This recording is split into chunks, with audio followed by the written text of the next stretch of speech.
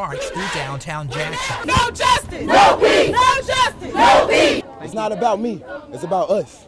Everybody you see here that's got the same color as me, everybody you see here that's a different color as me, that's standing with me, they understand. Black lives matter too. I came out here to stand in solidarity with all of those who have lost their lives to injustice, racial discrimination, prejudice, or any type of violence. I want my children to live in a world where Black lives matter and not just their own.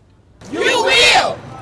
Hear my voice! Dozens of young people came from across the state Friday to take part in what organizers called a Freedom March. I'm only 19, I don't know exactly what I can do, but they said they were having a Freedom March and I'm all for it. So, I just want to be a part of whatever's going to help make a change. I myself is an African American male, and I feel like it is my responsibility to do something and take action. Jayshawn Perkins says he put out the word on social media after seeing the videos of police killing black men in Minnesota and Baton Rouge. Baton Rouge is very close. I'm from Macomb, Mississippi, and Baton Rouge is around an hour and 30 minutes away from Macomb. Too close to home, too close. It could have been any one of us. Protesters marched from Smith Park, past the governor's mansion, and Jackson City Hall.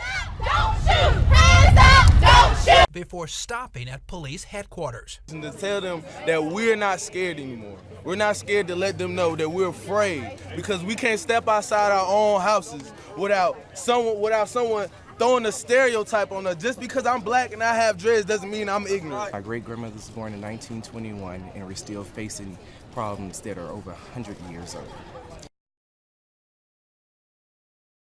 The setup work is well underway for the city of Natchez.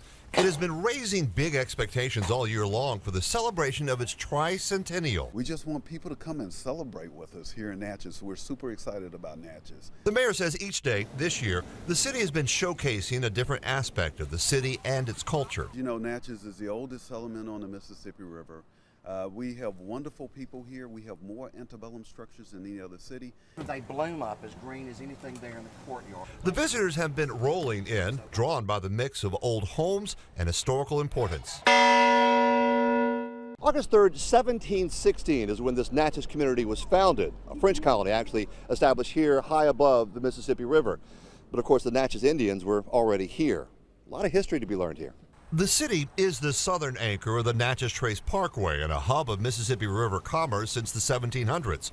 City leaders hope this 300th birthday celebration will bring even more visitors to see Natchez and all it has to offer. It's just going to be an great old-fashioned birthday party with cupcakes and ice cream, live music, kids games, kids activities, artists, food vendors. It's a party. A day-long celebration for a city that marks 300 years high on the bluffs of the Mississippi, August 3rd. In Natchez, Scott Simmons, 16 WAPT News. I just drop all that on. Al gratin, mushroom. Alex Eaton, executive chef of the Manship restaurant in Belhaven, is taking his talents to Orange Beach, Alabama for a food fight.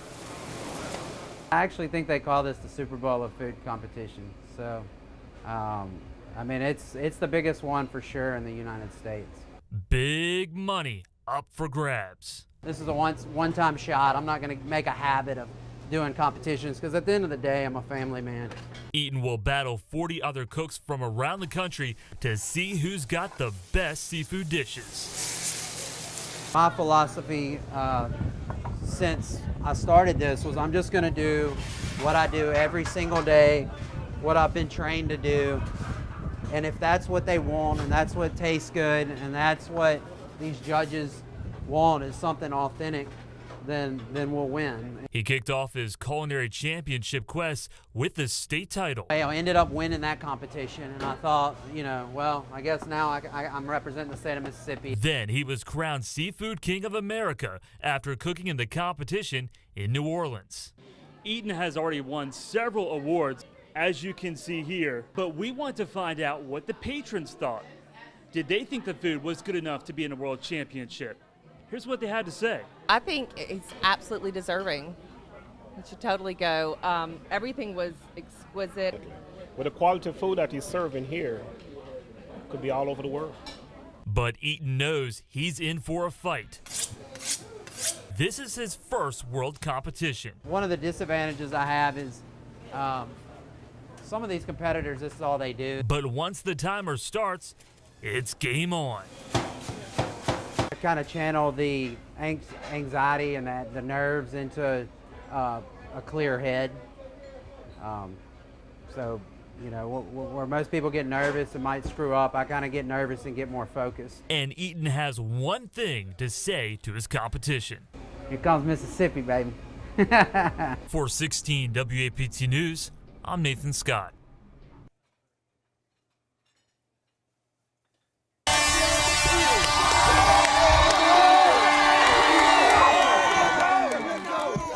The McLaurin Tigers and Richland Rangers are rivals on the gridiron, but teamed up Friday night to make an 8-year-old boy's dream come true. It would go football, basketball,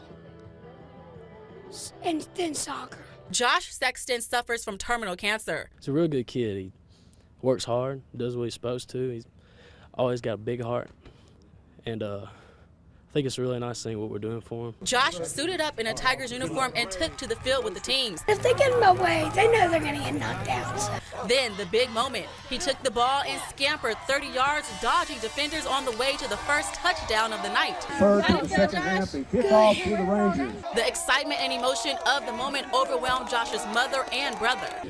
When you find out your son has cancer, the worst thing that you think of comes to mind. So when he had his amputation, we were worried about his mental stability. And to see him just smile every day and want to, you know, push forward and go for his dreams, I couldn't be happier. I want to do everything possible for him. And it just sucks to know that I can't do everything that I can't do. I mean, it's just, we just got to rely on God for that. And while Josh appreciates the effort everyone made for him, it's okay to think about me, but not always. Because you still got your own life to worry about. If something bad happens to you, just don't give up, or it'll just take advantage of your life.